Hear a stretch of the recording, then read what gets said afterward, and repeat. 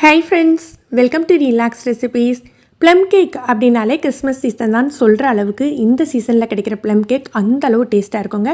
இன்றைக்கி நம்ம ஓவன் இல்லாமல் பீட்டர்லாம் இல்லாமல் நார்மலாக ஸ்டவ் டாப்லேயே ஒரு சூப்பரான ப்ளம் கேக் எப்படி செய்கிறதுன்னு பார்க்கலாம். இதுக்கு பழங்களை ஊற வைக்கணுன்னே அவசியம் இல்லைங்க, உடனடியாகவே செஞ்சிடலாம்.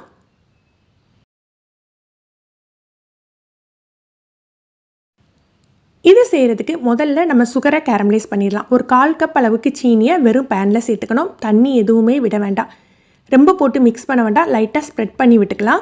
மீடியம் ஃப்ளேம்லேயே வச்சுக்கோங்க, ஹை ஃப்ளேமில் வைக்கக்கூடாது. ஸ்டெயின்லெஸ் ஸ்டீலாக இருந்ததுன்னா ஓரத்தில் கரிஞ்சிடாமல் எடுத்து விட்டுக்கோங்க. கலர் இந்த மாதிரி சேஞ்ச் ஆன உடனேயே அடுப்பு அணைச்சிடணும். ஏன்னா இது கரிஞ்சு போச்சுன்னா டேஸ்ட்டே மாறிடும். அடுப்பு அணைச்சிட்டு ஒரு 1/4 கப் போல் தண்ணி சேர்த்துக்கலாம். தண்ணி சேர்த்து நல்லா மிக்ஸ் பண்ணி விட்டுறணும். இது கட்டியெல்லாம் தட்டாது. அடுப்பு அணைச்சிட்டு தண்ணி சேர்க்கல, ரொம்ப கரெக்டான பதமாக இருக்கும். கலர் பார்த்திங்களா, இதுதான் வந்து ப்ளம் கேக்குக்கு கலரும் டேஸ்ட்டும் கொடுக்கக்கூடியது. இப்போ இதை எடுத்து அப்படியே ஆற வச்சிடலாம். அடுத்து நம்ம ட்ரை ஃப்ரூட்ஸ்லாம் எடுத்துக்கலாம். கருப்பு முந்திரி பழம் அப்படின்னு சொல்கிற அந்த விதை இல்லாத கருப்பு திராட்சை ப்ளம் கேக்குக்கு ரொம்ப டேஸ்ட்டு கொடுக்கும். அது மட்டும் கொஞ்சம் ஜாஸ்தி அளவு எடுத்துக்கோங்க. அதோட உங்களுக்கு என்ன ட்ரை ஃப்ரூட்ஸ் வேணுமோ அதை எடுத்துக்கோங்க. டூட்டி ஃப்ரூட்டி, கருப்பு முந்திரி பழம், அப்புறம் வெள்ளை முந்திரி பழம், செர்ரி, முந்திரி பருப்பு இதெல்லாம் எடுத்துருக்கேன். இதில் ஒரு 2 கப் அளவுக்கு ஃப்ரெஷ்ஷாக எடுத்த ஆரஞ்சு ஜூஸ். ஒரு 2 பழத்தை புழிஞ்சு எந்த அளவுக்கு ஜூஸ் வருதோ அதை எடுத்துக்கோங்க. இது இந்த அளவு தான் இருக்கணும் அப்படின்னு கட்டாயம்லாம் இல்லை. இது அந்த பழங்களில் சேர்த்துட்டு அடுப்பை ஆன் பண்ணி ஒரு 5 நிமிஷம் மிக்ஸ் பண்ணிக்க போகிறோம். அந்த சாறு வந்து பழங்கள் எடுத்துக்கணும். இதில் 1 டேபிள் ஸ்பூன் அளவுக்கு ஜாம் சேர்த்துக்கலாம். இது நல்ல ஒரு ஃப்ளேவர் கொடுக்குங்க, டேஸ்ட்டும் கொடுக்கும். இது ஆப்ஷனல் தான், விருப்பப்பட்டால் நீங்கள் வந்து ஃப்ரூட் ஜாம் சேர்த்துக்கோங்க. ஒரு 5 நிமிஷம் கூட ஆகலை, அதுக்குள்ளே அந்த ட்ரை ஃப்ரூட்ஸ் எல்லாம் அந்த ஆரஞ்சு ஜூஸை வந்து அப்சர்வ் பண்ணிவிட்டு இப்போ நம்ம அடுப்பு அணைச்சி வச்சிடலாம். ரொம்ப ட்ரை ஆக்கிடக்கூடாது. ஸ்டவ் டாப்பில் செய்கிறதுக்கு இந்த மாதிரி ஒரு பெரிய பாத்திரமாக எடுத்துக்கோங்க. நீங்கள் குக்கர் கூட எடுத்துக்கலாம்.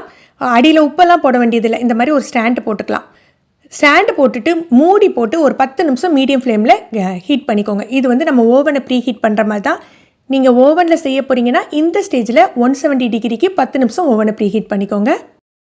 1 கப் அளவுக்கு சுகர் எடுத்துகிட்டு அதில் ஒரு துண்டு பட்டை, 2 கிராம்பு போட்டு திரிச்சு எடுத்துக்கலாம். இது வந்து ப்ளம் கேக்குக்கு ஒரு நல்ல ஃப்ளேவர் கொடுக்கும். 100 கிராம் அன்சால்டட் பட்டர் எடுத்துக்கணும். அதில் நம்ம திரிச்சு வச்சுருக்கோம் பார்த்தீங்களா சீனி பொடி, அதை போட்டு சேர்த்துட்டு நல்லா மிக்ஸ் பண்ணி விட்டுக்கணும். இதுக்கு பீட்டர்லாம் தேவையில்லை, ஹேண்ட் விஸ்க் வச்சே நல்லா இந்த மாதிரி க்ரீமி ஆகிற வரைக்கும் மிக்ஸ் பண்ணிக்கோங்க.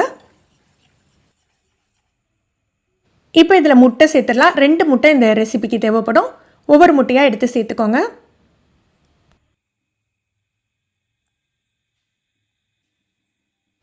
இதில் 1 டீஸ்பூன் வெனிலா எசன்ஸ் சேர்த்துக்க போகிறோம். இதையும் நல்ல விஸ்க வச்சு மிக்ஸ் பண்ணி விட்டுக்கணும்.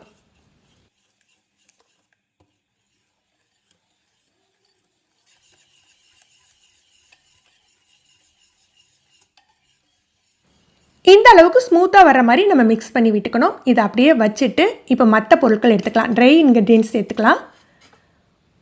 150 கிராம் 150 கிராம் அளவுக்கு மைதா. எதுக்காக கிராம் அளவு சொல்கிறேன்னா, கப்போட நீங்கள் வந்து மைதாவை கிராமில் அளவு எடுத்துக்கிட்டிங்கன்னா ரொம்ப கரெக்டாக இருக்கும். இதில் 1 teaspoon baking powder, 1/2 teaspoon baking soda. நான் வந்து 1/2 டீஸ்பூன் அளவில் போடுறதுனால உங்களுக்கு வந்து 2 தடவை போடுற மாதிரி இருக்கும். இதை சலித்து அந்த எக் மிக்ஸோடு சேர்த்துக்கலாம்.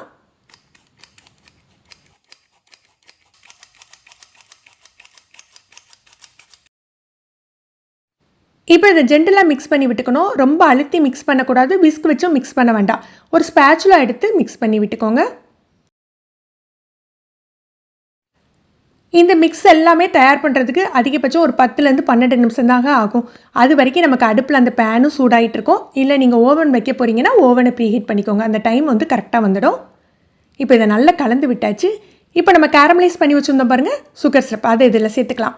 ஒரு 3 டேபிள் ஸ்பூன் அளவுக்கு சேர்த்துக்கிட்டா போதும். நீங்கள் அதை டேஸ்ட் பண்ணி பார்த்துக்கோங்க, ரொம்ப கசப்பு கொடுத்துடக்கூடாது. இதில் நம்ம உலர்பழங்களும் சேர்த்துக்கலாம்.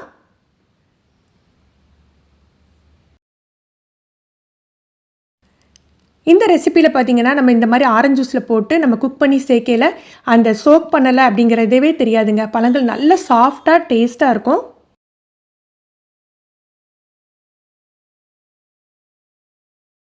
இப்போ இதையும் திரும்பவும் மிக்ஸ் பண்ணி விட்டுக்கலாம்.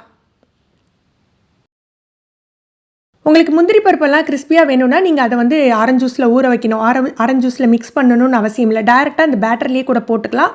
ஆனால் நல்லா ஊறி வந்ததுன்னா அதுவுமே ஒரு டேஸ்ட்டாக இருக்கும். நான் அதனால் வந்து ஜூஸில் எப்போதுமே சேர்த்துடுவேன். ப்ளம் கேக் பேட்டர் வந்து திக்காக தான் இருக்குங்க, ரொம்ப லூஸாலாம் இருக்காது. இப்படி தான் இருக்கும். நம்ம இப்போ வந்து மோல்டுக்கு மாற்றிக்கலாம். நான் இன்றைக்கி இந்த குட்டி குட்டியாக 3 கப்ஸ் எடுத்திருக்கேன். இது வந்து நம்ம நார்மலாக வந்து கேக் ஐட்டம்ஸ் விற்பாங்க பார்த்தீங்களா, அந்த பேக்கரி நீட்ஸ் உள்ள ஷாப்லேயே கிடைக்கும். இது ரொம்ப சூப்பராக இருக்குங்க ப்ளம் கேக்குக்கு. இதில் அடியில் லைட்டாக வேணால் பட்டர் தடவிக்கோங்க. மற்றபடி நம்ம வந்து பேக்கிங் ஷீட் போடணும்னு இல்லை. இதில் ஒரு 1/2 கப் வர்ற மாதிரி நம்ம ஃபில் பண்ணிக்கலாம். இல்லை நார்மலாக கேக் டின்னு, டிஃபன் பாக்ஸு எதுனாலுமே நீங்கள் யூஸ் பண்ணிக்கலாம். இதை வச்சு தான் செய்யணும்னு அவசியம் இல்லை.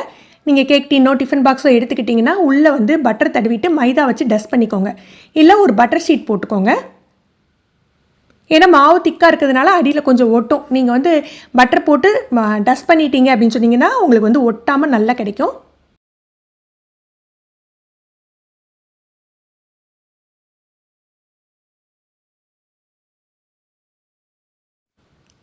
இதை நல்லா டேப் பண்ணி விட்டுக்கலாம். நான் மீதி இருக்க பேட்டரை ஒரு ட்ரேக்கு மாற்றிட்டு அதை வந்து நான் ஓவனில் வச்சுக்க போகிறேன். இப்போ நம்ம ஆல்ரெடி ஹீட் பண்ணிகிட்டு இருக்க தவாவை ஓப்பன் பண்ணிக்கோங்க. இந்த ஸ்டேஜில் ரொம்ப கவனமாக இருக்கணுங்க. உள்ளேருந்து நல்லா அனல் அடிக்கும். கையில் பற்றாமல் பார்த்து ஓப்பன் பண்ணிக்கோங்க. ஓப்பன் பண்ணிவிட்டு நம்ம ஊற்றி வச்சுருக்கோம் பாருங்கள் ப்ளம் கேக் மோல்டு, அதெல்லாம் தூக்கி உள்ளே வச்சிடலாம். அகலமான பாத்திரமாக இருந்ததுன்னா உங்களுக்கு கையில் படாமல் இருக்கும். நீங்கள் குக்கரில் வைக்கிறீங்கன்னா பார்த்து வைங்க. ஓவனில் வைக்கிறதா இருந்தாலும் நம்ம கப்போட அளவு பொறுத்து தான் பேக்கிங் டைம் ஆகும். நீங்கள் ஒரு 170 டிகிரி இந்த மாதிரி கப்பு வைக்கிறதா இருந்தால் 170 டிகிரியில் 20 நிமிஷத்துலேயே பேக் ஆகிடும். கொஞ்சம் பெரிய சைஸாக இருந்தால் 30லேருந்து 40 நிமிஷம் ஆகும்.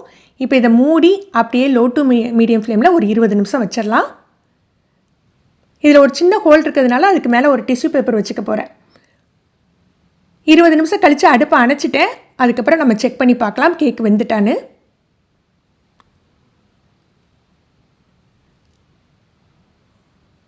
ஸ்டிக்கில் கொஞ்சம் கூட ஒட்டலைன்னா நல்லா வெந்துட்டுன்னு அர்த்தம். நம்ம அடுப்பு அணைச்சி வச்சிடலாம். கொஞ்சம் ஹீட்டு பார்த்துட்டு நீங்கள் வெளியில் எடுங்க.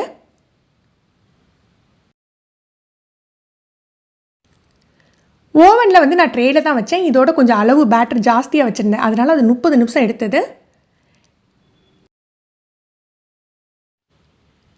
நல்லா ஆறுனாக்கில் அன்மோல்ட் பண்ணி பார்த்தீங்கன்னா நல்ல ஒரு சாஃப்டான சூப்பர் டேஸ்டான ப்ளம் கேக் கிடைக்குங்க.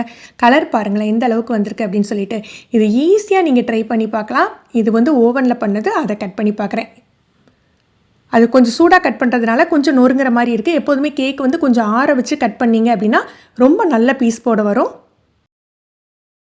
நான் யூஸ் பண்ணுறது மார்பி ரிச்சர்ட்ஸோட ஓடிஜி. ஆல்ரெடி அதோட ரிவ்யூ போட்டிருக்கேன். தேவைப்படுறவங்க செக் பண்ணி பாருங்கள்.